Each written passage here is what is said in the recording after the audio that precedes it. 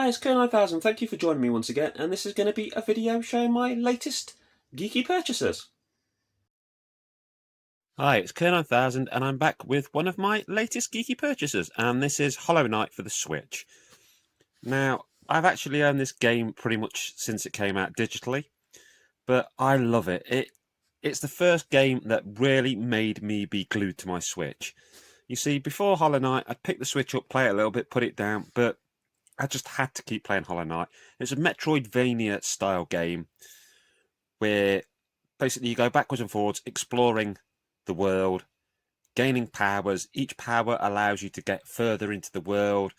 There's bosses to fight. If you've played Super Metroid or Castlevania Symphony of the Night, then that's right up that sort of alley.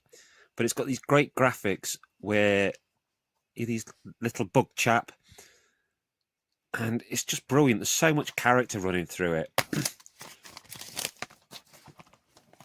And here we are. That's the cart. This is a map. And then there's an instruction manual, which is something you do not see enough with games nowadays. Now, I paid £19 for this, which I think is absolutely fantastic. And will I play it? To be fair, I will probably play it digital again if I play it at all. But this fits in my top 10 list of best games of the last decade. And I just felt that I had to physically own it. If you've not played Hollow Knight and you like a challenge and you like Metroidvania style games, then seriously, get this game. Whether it be physical, digital, just get Hollow Knight. And hopefully there's going to be a sequel called Silk Song, but it's been in development for quite a while, so we'll have to wait and see on that one. Latest taters. Here's another latest purchase, and it is Road Trip Adventure for the PlayStation 2. This cost me £4 from CEX. And for those not in the know, it's part of a big running series in Japan called Choro Q. Now, there's been lots of different Choro Q games come out in Japan, and they're based on what we know as the Penny Racer toys, which are little toy cars made by Takara. The games have been made by different developers, but over there seem to be published by one company. Over here in Europe and in Northern America, the games were released under all manner of names: Road Trip Adventure, Penny Racers, Gadget Racers. But they are all part of the Choro Q universe. And it's just a crying shame that this is a whole franchise of games that not many people over here at least know about. Now, some Choro Q games are incredibly expensive. The GameCube version, for example, I have seen go for absolutely loads. But this one, £4 from CEX, is the perfect entry point to find out if you like the series or not. It's what I would describe as a car PG. Basically, you collect different parts to your car and customize it to make it go faster, control better, and you go on an adventure going from place to place. It is absolutely fantastic, and I'd highly recommend anyone who's not experienced Choro Q to grab this while it's a relatively cheap title. Because I think it's an absolute gem. I got this fella for £10. Actually, my daughter found him. It's Link as a wolf with Midna on his back, an amiibo. I'm pretty fond of that one. It's pretty awesome. I got FIFA 97 cart only for the Mega Drive for £1. Yeah, it's not the most impressive game in the world, but I think anytime you can get a Mega Drive cartridge for £1, you're doing pretty well. Another find my daughter found me is Tasmania for the Game Boy, and that was £5. I love when the games come in their little plastic cases. For £1.50, she found me this Nintendo DSi case, which, yeah, you know, it's pretty cool to have cases for your stuff. Then some Spectrum games, which I know not everyone's into, but it's a cool part of particularly British video gaming. This is a Codemasters cassette, and it's a 4 Quattro Sports title. Grand Prix Simulator, Pro Ski Simulator, Pro Snooker Simulator, and BMX Simulator. I had a NES cart that was a bit like that I'll probably show sometime if I find it.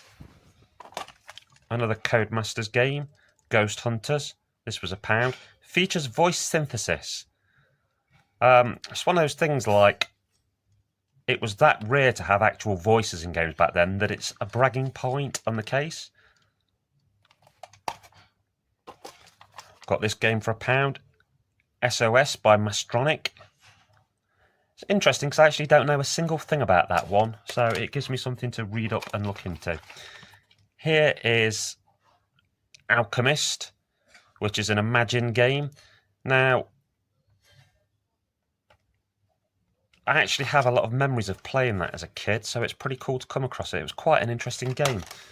And then finally, I already own this but couldn't resist getting it because it was only £2 and I've seen it for a lot more online. School Days. This is the old-fashioned cover. Some people have seen it with a more modernised one, but it's a really cool and interesting game, which if you look through my TikTok, I've already made a video about. Anyway, that's some of my latest purchases. Thanks for watching. Laters, taters. It's No Man's Sky for the Switch. Now, I've already owned this on... It was the PS4 I had it on, and I found it to be a decent game, but a bit underdeveloped. Well, ever since it came out, the creators have basically launched free upgrades and DLC, piece after piece after piece. And when I saw this for £20 for the Switch, I thought I had to have it. And basically, look at the game anew, because there's a lot more shipbuilding in it now, and having loved playing Microsoft Starfield and, I say Microsoft, Bethesda's of course, but Bethesda's owned by Microsoft now. Having played their game and got into the shipbuilding, that made me want to try all the new shipbuilding stuff in No Man's Sky now, and I was going to buy it, and my missus sort of barged in front of me and paid, which is amazing of her, and you know, hopefully it's as good as I hope it is. It's currently updating, so we'll see when it's finished. And here's another one of my latest video game geeky pickups, and it's Wonder Boy Asher in Monster World, and it comes with the exclusive bonus of having Monster World 4, a Mega Drive game on it, which I think this game's actually a remake of. I know some people sort of prefer the earlier Wonder Boy games and see them as purer, but I've got quite happy memories of playing the Monster World ones, so for the £12 this cost, it's a great little addition to my collection, and looking really forward to messing with it. I love old-fashioned sort of games. And here's another one of my latest geeky purchases, and this time it's a film. It's The Devil Inside, which is an exorcism film apparently based on true events, which I got from a charity shop for 50p. I love getting films like this from charity shops because it takes me back to my days when I'd go to the local video rental place, somewhere called Cabin Home Video, and rent 3 or 4 films for 50p each and have a sort of monster horror movie marathon. And getting films from charity shops like this is very much my modern equivalent. Sure, I love streaming, but there's something cool about picking up physical media cheap like this. And yeah, you don't have to return them, at least not unless you want to, because you know, you can always give them back to a charity shop or pass them on to a friend, or even throw them in the bin when you're done with them at this sort of price. And they were my most recent geeky purchases. Basically mostly games other than one film, but all like cool stuff that I felt I wanted. Now, if you enjoy these videos and you'd like to see them more frequently, I've actually started uploading them on TikTok. But I kind of post 1 or 2 things a time on TikTok, and then I'll make like a big mega cut on here. So if you'd like to see things closer to when I've got them, head over to my TikTok. Thanks for watching. Laters, taters.